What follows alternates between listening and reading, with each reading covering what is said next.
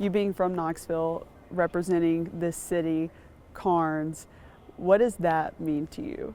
I mean, it's a dream come true, especially just how my journey has been, decided to take a shot here, walking on here, and I believe not a lot of people expected it to be this way. I mean, at one point I probably did expect it to be what it is now, but God had different plans. I've been through a lot of crazy stuff that a lot of people don't know about, and had to fight a lot of battles, which felt like by myself, but there's a lot of people in my corner that was really like pushing me and really wanted me to succeed. And once I realized that it's all in my hands, that what happens, what I get out of this, what I want to make out of this is my choice, and once I just figured that out, and man, the rest was history, and just continuing on this path that I'm on, because I'm doing a lot of things that a lot of kids like would kill to do right now. A lot of people would kill to do, and not a lot of people from Knoxville got to do this, and I'm just grateful, just to be where I'm at, because it's only the beginning, which is crazy. There's a lot that's happened over the 2 years, but I'm just grateful for it all. You taking that step back, I know, as you mentioned, a lot of people don't have this opportunity. Obviously, your faith is what keeps you grounded and rooted. Do you have to take that step back sometimes? Oh yeah, obviously. 'Cause I mean, this is not me doing this. Like, from the worldly view, it looks like I put in the work, which I have, obviously, but I wouldn't be able to do this without God. He's humbled me in many ways that people don't even know about.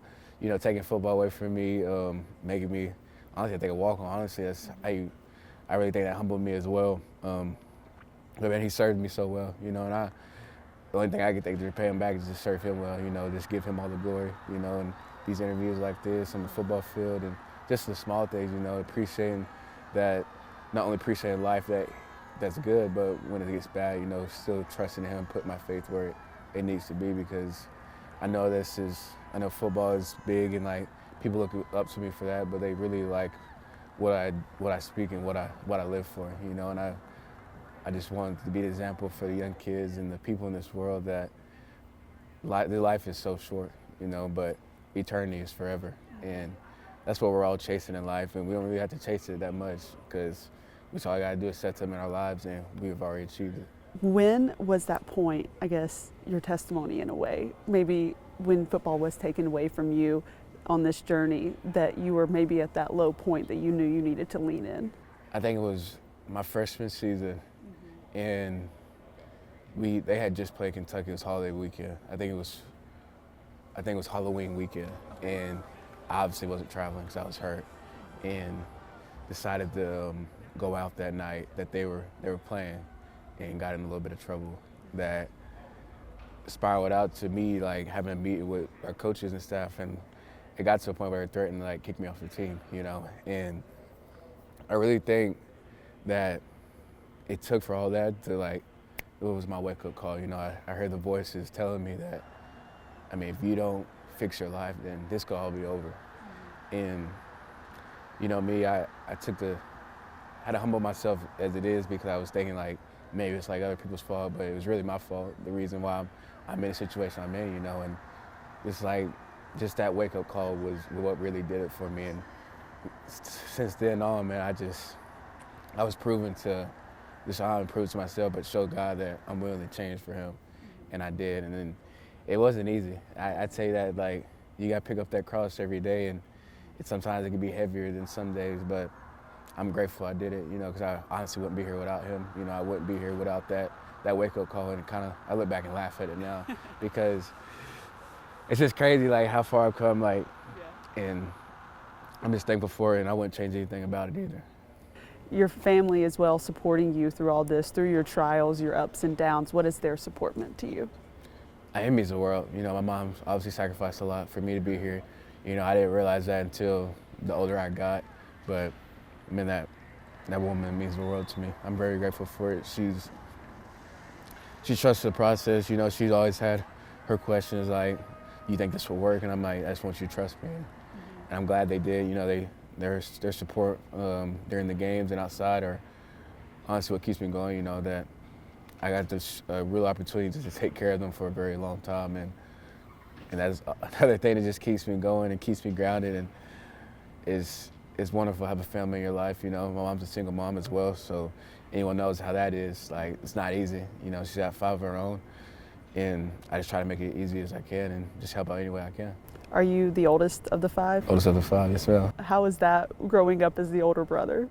I say that a lot of my siblings look up to me now, especially my little brothers that play sports and whatnot, and that even makes it even more, like, I wouldn't say put stress on me, but like the pressure is there, you know, that I used to think like, dang, how if this all didn't work out, how could I come back and like tell them that I just gave up, and like when times got tough, like I just laid down, you know, like what would I be setting an example for them, you know? And that's another thing that kept me going, because I mean, living with regret is one of the worst things you can do in life, you know? And I was just proving to let them know that, man, it's not how you start, it's how you finish. And I know there's stuff that will come your way, but you just gotta attack it full head of steam, and I've done just that, and I hope they appreciate what I've done, and just gotta keep going. Well, you mentioned to me on your shirt is your cousin. Tell me a little bit about his story. This is my cousin, Stanley Freeman. He passed away 4 years ago, leaving school. He was mistaken for someone else, and just happened to get caught in some stupid crossfire, you know. But that's another reason that I don't know, this whole week I've been wearing this shirt, you know, because I just thought about him, you know, and I actually thought about mentioning him in one of these interviews, and like here we are. And it's funny how God makes things work, but I just want him to know, just want him to know he's not forgotten, you know, just keep people in the loop of his story. You know, he was one of the victims that had died from the gun violence over at Austin East, and I just want to bring awareness to that, you know, that just watch out, like, love your loved ones, you know, because you don't know what they're doing. You never know how long they're going to be here. Like I said, life is so short, and it feels like he was just here yesterday, you know, and like he still lives on through me. You know, I'm living life for him. You know, I've done a lot of stuff in my life that revolves around him, and just trying to keep the family together, you know. And his loss is tough, but he's never forgotten, you know. And I just want people to remember his name, you know, because he still lives on through us. Is there a certain reason this week you've really been thinking about him a little bit more? I guess it's the holidays. You know, I know holidays are tough for the fam, but I just want him to be a part of it, you know, and I'm going to continue to wear it. I'll probably wear it again tomorrow, but just missing him, you know, and that's okay. I realize that, but I know he's in a better place, so that's where the peace comes from in that as well. I'm sure he's very proud of you and what you've been doing on this football field, and that's kind of what I want to get to next, is this breakout season that you're having this year. What steps did you take in the off season to have this kind of season on the field? I just honestly say the sacrifices, you know, sacrifice a lot of time away from just friends in general, people that I know around here.